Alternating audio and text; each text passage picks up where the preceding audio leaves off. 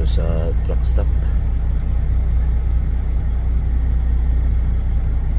Yung katabi ko guys, oh, super sleeper yung truck.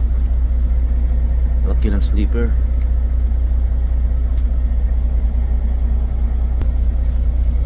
Mayroong living room yan sa loob, saka kitchen, bathroom dito yan. Babawa tayo ha.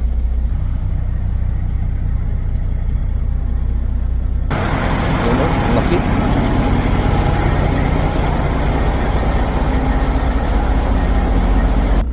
Bumaba na yung driver.